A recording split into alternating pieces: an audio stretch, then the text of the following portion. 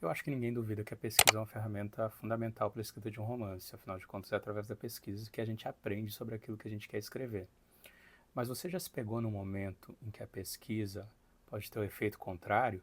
Ou seja, você começa a pesquisar muito mais do que precisa e ao invés dela te ajudar a avançar na narrativa, ela te paralisa.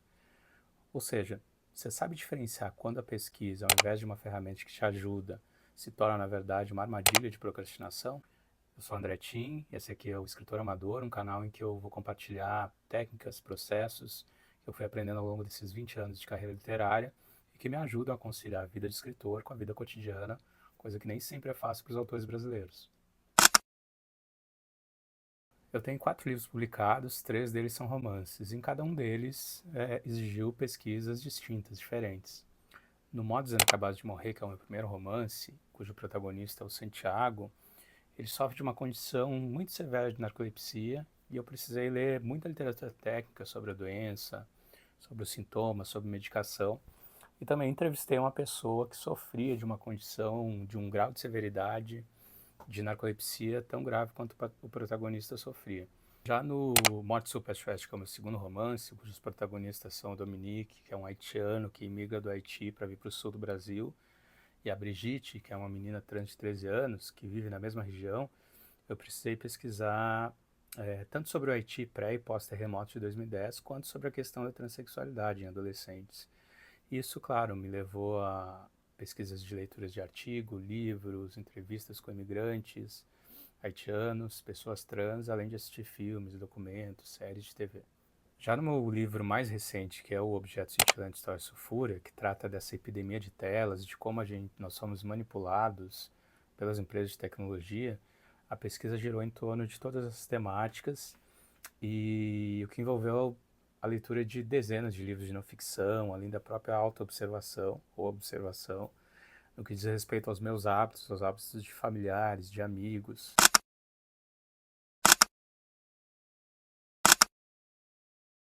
Então, quando eu penso nesse tipo de aprendizado específico que a escrita de literatura de ficção pede, que é um aprendizado tanto diferente do convencional, eu acredito que a gente aprende de 3 maneiras, que é sendo, sentindo e pesquisando. O que é o ser? O ser é o viver na pele, né? Então, ser realmente protagonista de uma situação sobre a qual se escreve. Obviamente, essa forma ela está condicionada às variáveis de quem a gente é ou sobre o que se pretende escrever. Mas se você, por exemplo, escreve sobre um personagem cadeirante e você próprio é um cadeirante, a sua própria vivência se torna matéria-prima para a escrita, né? Isso significa que só cadeirantes podem escrever a partir desse lugar? Eu acredito que não. Para isso existem outras ferramentas, né? Só que significa que muito provavelmente um cadeirante vai conseguir acessar esse lugar com muito menos esforço, né? Já que ele vive isso o tempo todo, é a vida dele. Já o sentir é ser capaz de acessar um determinado lugar, mesmo que aquela não seja necessariamente a sua condição real. Se você for, você já vai sentir naturalmente, né? E eu penso na figura, por exemplo, do cavalo nas regiões de matriz africana, né? E aqui eu não me refiro a essa dimensão espiritual dessa definição, mas eu uso ela como figura de linguagem para expressar a ideia de que todo autor é uma espécie de médium, né, de veículo capaz de traduzir ideias, sentimentos abstratos, alguém dotado de uma capacidade acima da média de alteridade, ou seja, de ser capaz de conseguir se colocar no lugar do outro, sentir o que ele sente, para então transformar isso em texto. E ser e sentir não são métodos de aprendizado excludentes, né? Pelo contrário, sentir pode ser inclusive uma consequência de ser. Se você atende aos 2 critérios, mas você não precisa ser para sentir. Esse é o meu ponto aqui. E a pesquisa é também parte do que torna isso possível. Se não fosse assim, toda uma série de gêneros literários eles estariam impossibilitados, né? Uma vez que muitos personagens não correspondem às verdades desse mundo chamado mundo real, mundo terreno, né? Então não existiria literatura mágica, por exemplo, não existiria literatura fantástica, ou ainda, autores de livros de true crime precisariam ser assassinos na vida real, homens não poderiam escrever sobre personagens mulheres e vice-versa, adultos não poderiam escrever personagens infantis e assim por diante. A pesquisa ela permite que a gente aprenda para sentir. Entretanto, ela também pode rapidamente se tornar uma ferramenta de autossabotagem e procrastinação muito hábil.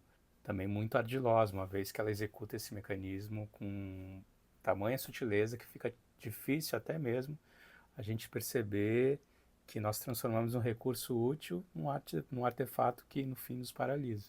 Então, o grande perigo de chegar nesse estágio é a gente acreditar que nós seguimos pesquisando porque isso vai tornar o nosso trabalho mais crível, melhor, mais qualificado. Então a gente segue pesquisando, acumulando informações que elas nem se tornam mais conhecimento, que começam a soar repetitivas, ou ainda que não cheguem a esse ponto, elas já não acrescentam tanto à história que se precisa escrever. Mas aí a gente chega no ponto principal, né? Então como saber esse limite? Como ter essa real noção de quando uma pesquisa ela se torna improdutiva e começa a puxar a gente para trás em vez de fazer com que a gente avance na escrita do livro. Pessoalmente, a minha estratégia é não pensar na pesquisa como um objeto direto, mas indireto. Ou seja, me voltando para a própria percepção do quanto eu estou seguro daquilo que eu estou escrevendo. Ou, dizendo de outro jeito, eu me volto para a narrativa, assim sendo para os personagens, as histórias de fundo, a trama em si, e começo a me questionar sobre cada um desses aspectos. É importante entender aqui que eu não quero afirmar que é preciso conhecer cada capítulo da história, ou como ela termina, ou mesmo cada pormenor dos personagens. Tem modos de escrita em que o autor não sabe, nem quer saber da totalidade da história, porque ele segue um processo que é muito mais orgânico e ele vai descobrindo a história à medida em que ele próprio avança na construção dessa narrativa. O que você precisa saber, na verdade, é se você está seguro o suficiente para dar os próximos passos, só os próximos passos, para avançar o próximo quilômetro. Tem uma figura de linguagem que a escritora Carol Ben-Simon usa, que eu acho muito interessante, que é o seguinte: imagina que você está dirigindo um carro numa estrada escura à noite. Você só vai enxergar até onde o feixe dos faróis do carro alcançam. Você não vai iluminar a estrada inteira de uma vez só. E tá tudo certo, para você prosseguir nessa estrada, você só precisa enxergar os próximos metros à frente. E conforme você vai avançando nessa estrada, você vai enxergando, porque os faróis vão iluminando um pouco mais para frente. E no processo de construção de um romance, a gente também pode adotar essa figura de linguagem, adotar esse pensamento para entender que você não precisa enxergar o livro todo pronto necessariamente. Você precisa enxergar os próximos parágrafos, as próximas páginas, o próximo capítulo, e assim você vai seguindo. O que você tem que se perguntar é: o que você tem de pesquisa te permite avançar esse tanto?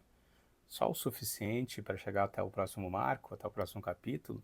Então pode ser que seja a hora de escrever um pouco e não de pesquisar. E aí, logo à frente, pode ser que você precise voltar à pesquisa e tudo bem. Ou não. Pode ser que com o que você aprendeu até esse momento seja suficiente para você seguir pela jornada inteira. Então, estar consciente dessa necessidade constante de se avaliar o que se tem já é meio que metade do caminho para não se perder em meio a essa falsa armadilha de pesquisar constantemente. É isso. Deixa aí nos comentários como que você lida com a pesquisa literária. Você tem que enxergar tudo à frente ou você consegue avançar aos poucos?